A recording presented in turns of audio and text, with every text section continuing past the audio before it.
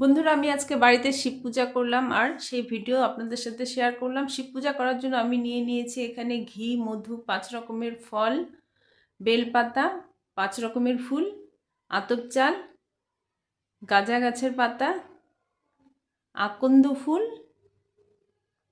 আর আছে ধুতরা ফুল। এবার আমি শিব ঠাকুরকে একটু ঘি আর মধু মাখিয়ে নেব।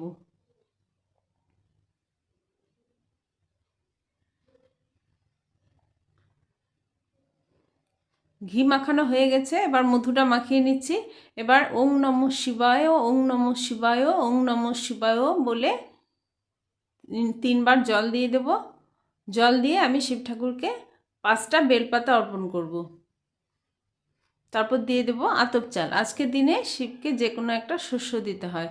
তারপর দিয়ে দিলাম ধুতরা ফুল, নীল ফুল, নীলকণ্ঠ ফুল, সব রকম ফুল, 5 রকম ফুল দিয়ে দিলাম, বেল, 5 রকমের ফল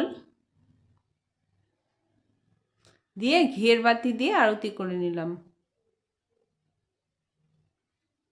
তো বন্ধুরা, আজকের ভিডিওটি ভালো লাগলে একটি লাইক করে চ্যানেলটি সাবস্ক্রাইব করে দেবেন। দেখা হবে পরের একটি নতুন ভিডিওতে। আজকের জন্য বাই।